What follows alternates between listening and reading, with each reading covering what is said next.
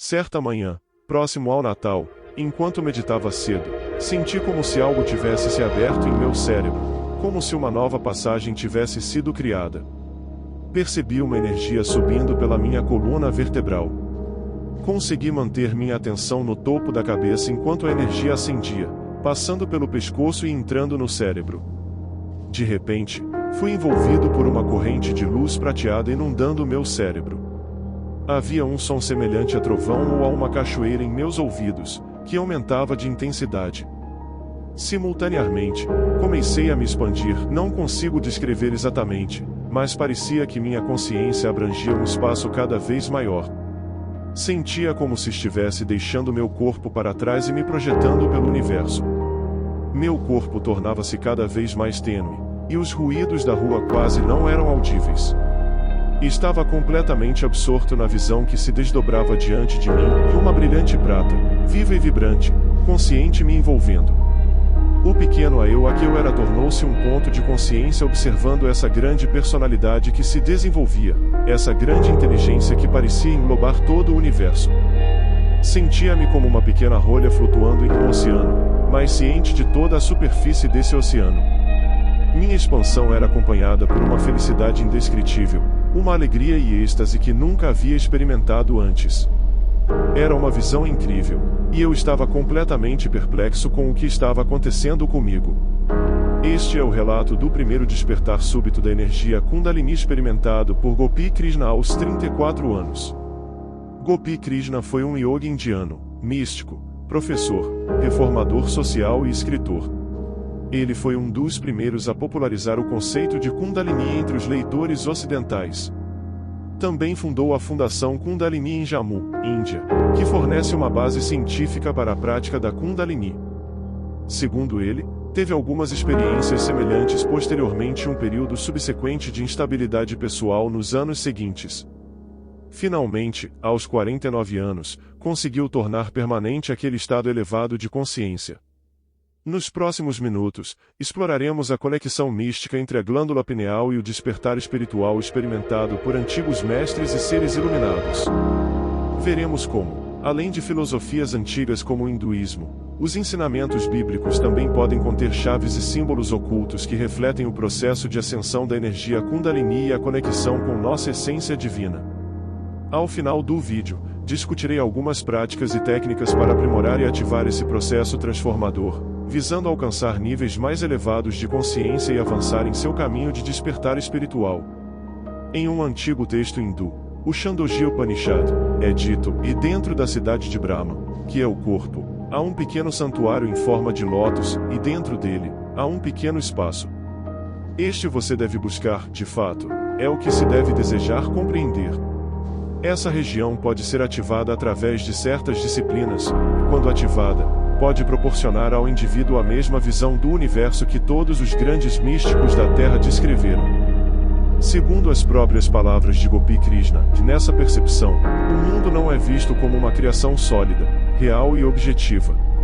A verdadeira criação objetiva é a consciência. A consciência é vista em toda parte, o oceano é visto como se estivesse vivo, uma montanha é vista como se estivesse viva, o céu é visto como se estivesse vivo. Vida ou consciência é vista em toda parte, e essa vida ou consciência não é algo que possa realmente ser compreendido, é insondável, é uma maravilha, e cada vez que é vista, a maravilha se aprofunda. Em outras palavras, dentro de você, uma fonte de felicidade se abre, um novo reino se desdobra bem diante de você, em toda parte. Provavelmente é isso que Cristo quis dizer quando disse: o reino dos céus está dentro de você.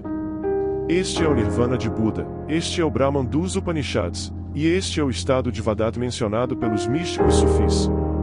De fato, nesse estado de unidade, o que percebemos é a consciência em sua forma majestosa, em sua forma gloriosa, não a consciência como um ponto olhando através dos olhos ou ouvindo através dos ouvidos, mas uma consciência que tem seus próprios canais e sabe que é a mestre e não a escrava das forças materiais, que sabe que é a criadora, que é infinita, que é imortal. Assim como Gopi Krishna, diferentes sábios de várias tradições, religiões e regiões relataram experiências semelhantes profundamente transformadoras. Essas experiências místicas tiveram um impacto tremendo em suas vidas. Não é de se admirar que, após essas experiências sobrenaturais além de toda a compreensão ordinária, eles fundaram movimentos, escreveram livros, saíram para pregar e até iniciaram religiões. Muitos desses casos existem, especialmente em regiões orientais como Índia e Tibete, mas também no mundo ocidental. Buda, Maomé, Krishna e o próprio Jesus Cristo são exemplos notáveis. Imagine que você tenha uma dessas experiências transcendentais, onde experimenta uma profunda conexão com o universo ou poderosas visões acompanhadas por revelações profundas se apresentam a você, assim como aconteceu com esses grandes mestres. Você não correria para contar a todos? Você não gostaria que todos os seus entes queridos alcançassem essa sabedoria e tivessem essa experiência? Devido às influências dos lugares onde essas pessoas viviam, descreveram suas experiências de várias maneiras. Muitos usaram alegorias do que conheciam ou parábolas influenciadas pelo contexto de seu tempo e lugar. Em muitos casos, como na época em que a Bíblia foi escrita, dizer certas coisas, como que não se deve buscar nenhum Deus externo, mas dentro de si mesmo, poderia ser considerado heresia, punível até com a morte. Não é de se admirar, então, que parábolas, alegorias e linguagens criptográficas tenham sido usadas para que esse conhecimento pudesse perdurar ao longo do tempo e aqueles que estivessem prontos pudessem integrá-lo e aplicá-lo.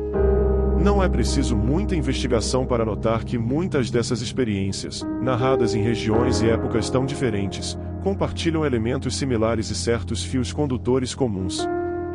Muitas delas mencionam um poder interno que cada um de nós possui, um poder que, quando ativado, nos proporciona uma sabedoria profunda e um entendimento do universo e de nós mesmos, revelando nossa natureza divina e causando um impacto transformador em nossas vidas.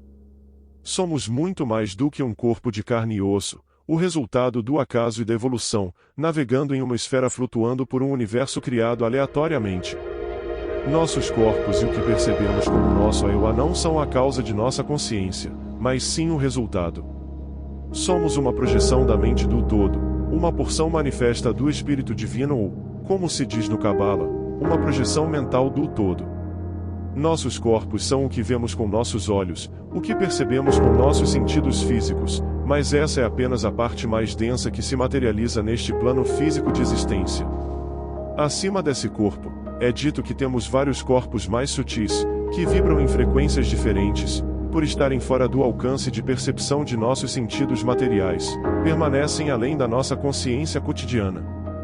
Na era atual, estamos muito desconectados de nossa verdadeira essência, vivendo conscientes apenas do plano material. No entanto, dentro de nosso organismo, há um mecanismo oculto que nos permite transcender as limitações desse plano e nos conectar diretamente com nossa verdadeira essência, com nosso espírito, com o divino. Coilada na base da coluna vertebral está uma energia que, quando ascende sem impedimentos através de nossos centros de energia e alcança o centro de nosso cérebro, quebra as barreiras e limitações de nossos corpos. Disse que, quando isso ocorre, vemos uma luz mais poderosa do que 1000 sóis. Nossa consciência e percepção, ao romper essas barreiras, conseguem transcender os limites do espaço e do tempo, da mente e do ego. Na cultura hindu antiga, esse mecanismo foi extensivamente estudado através da ciência do yoga. Essa energia, conhecida como Kundalini, é descrita como residindo na base da coluna vertebral. À medida que ascende e alcança o Ajna Chakra ou glândula pineal, transcende as limitações da mente e se conecta com o divino. Existem várias práticas e técnicas para elevar essa energia, que discutiremos mais adiante. Às vezes, essa energia pode ser ativada espontaneamente ou por meio de uma consciência focada. Referências a essa energia ascendente e iluminadora não estão apenas presentes na cultura hindu, mas também na Bíblia. William Donnelly, uma figura proeminente no campo de interpretações metafísicas e espirituais de textos religiosos, sugere que muitas histórias bíblicas são alegóricas, e não literais. Sua abordagem única conecta a Bíblia com a glândula pineal humana e o conceito védico dos chakras. Suas interpretações entrelaçam espiritualidade com filosofia esotérica moderna, unindo a sabedoria antiga com ideias contemporâneas sobre a consciência humana. A glândula pineal, um pequeno órgão em forma de pinha localizado no centro de nosso cérebro, tem sido reverenciada em várias culturas e épocas. Na filosofia hindu, é associada ao terceiro olho e ao Ajna Chakra, na tradição egípcia antiga, ao óleo de Horus. Esse enigmático órgão também é conhecido por produzir DMT, a substância alucinógena mais potente conhecida pelo homem. Além disso, regula nossos padrões de sono-vigília por meio da secreção de melatonina, entre outras funções. Contudo, além de seu papel biológico, a glândula pineal é envolta em misticismo. Donald argumenta que a Bíblia contém várias referências à glândula pineal e sua conexão com o despertar espiritual ou iluminação. Em Gênesis 32:30, Jacó declara: "E vi Deus face a face e chamarei este lugar de Peniel." Aqui, Peniel conecta-se diretamente à glândula pineal, o terceiro olho, considerado o assento da alma. Quando ativada, essa glândula ilumina o corpo com sabedoria e luz espiritual. Como Jesus mencionou em Mateus 6:22, e a lâmpada do corpo é o olho, se o teu olho for claro, todo o teu corpo será cheio de luz. Aqui, vemos uma referência a um único olho, o olho que ilumina exatamente o que ocorre quando a glândula pineal é ativada. Revelações na Bíblia, como a passagem que descreve o livro selado com 7 selos, são interpretadas como metáforas para os segredos internos da mente e da alma, acessíveis por meio da meditação profunda e da ativação dos chakras. Esses 7 selos correspondem aos 7 chakras, os centros de energia que ascendem pela coluna vertebral. Por meio da meditação, superar esses 7 passos ou centros nervosos equivale a abrir os selos e alcançar a glândula pineal, conectando-se com a consciência superior. Ao alcançar a glândula pineal, considerada o trono na simbologia bíblica, a consciência é iluminada, especialmente no hemisfério direito do cérebro, referido como o acel oriental. Esse hemisfério está associado à criatividade e à intuição, oposto à mente analítica. Ativar o hemisfério direito nos liberta da identificação com o ego e nos situa no momento presente, essencial para estados profundos de meditação e a ativação da glândula pineal. Essa conexão também pode ser observada na crucificação de Cristo, que reflete simbolicamente o ciclo do Sol. Durante o solstício de inverno, o Sol atinge seu ponto mais baixo, simbolizando a morte de Cristo, e permanece aparentemente imóvel por 3 dias. No dia 25 de dezembro, o Sol começa a acender novamente, marcando sua ressurreição e o retorno da luz. Esse ciclo cósmico reflete o microcosmo humano, exemplificando o princípio hermético a como acima, assim abaixo. Assim, a morte e ressurreição do Sol e de Jesus são vistas como metáforas para a ascensão interna da energia Kundalini em direção à glândula pineal, transcendendo o plano material e alcançando o acel espiritual. Esse processo de ascensão espiritual requer o desapego do ego, um a morrer para si mesmo a que resulta em um renascimento como um ser renovado, mais sábio e plenamente consciente de sua verdadeira essência. Esse renascimento não é apenas intelectual, mas experiencial, transformando a forma como percebemos o mundo. O simbolismo do número 7 aparece repetidamente na Bíblia. Em Josué 6:15, por exemplo, o cerco de Jericó descreve como os israelitas marcharam em torno da cidade 7 vezes, liderados por 7 sacerdotes com trombetas, no 7º dia. O colapso dos muros de Jericó é interpretado como uma alegoria mística, representando as barreiras internas que impedem nossa conexão com a mente superior. Essas barreiras podem ser rompidas à medida que a energia Kundalini ascende, subindo por meio dos 7 chakras até alcançar o templo interno, ou a glândula pineal. Mas como podemos derrubar esse muro interno e acessar o templo divino dentro de nós? O apóstolo Paulo afirma em 1 Coríntios 6:19, e acaso não sabem que o corpo de vocês é templo do Espírito Santo, que habita em vocês, recebido de Deus? Esse templo é nosso corpo, mas é necessário purificá-lo, tanto física quanto mentalmente, para permitir a ascensão da energia Kundalini. Jesus expulsando os comerciantes do templo simboliza a necessidade de limpar a mente de pensamentos compulsivos e caóticos.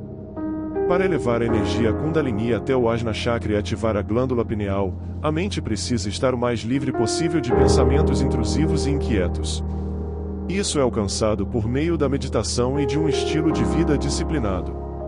Não adianta meditar por 1 hora se, durante o resto do dia, vivemos em excesso, sobrecarregando nossos sentidos com estímulos da televisão, redes sociais ou notícias negativas. Esses hábitos dificultam a calma mental necessária para alcançar estados elevados de consciência. Além disso, a alimentação e o estilo de vida desempenham um papel crucial. Uma dieta equilibrada e saudável promove harmonia no corpo e reduz bloqueios no sistema energético, facilitando a ascensão da energia Kundalini. Culturas antigas promovem uma vida reta, não apenas por questões morais ou medo do julgamento divino, mas porque um corpo saudável e uma mente tranquila são fundamentais para o despertar espiritual. Durante a meditação, criar um ambiente de baixa luminosidade e reduzir os padrões cerebrais para frequências semelhantes às do sono, mas permanecendo consciente, estimula a glândula pineal a produzir substâncias que resultam em visões mais vívidas e experiências místicas.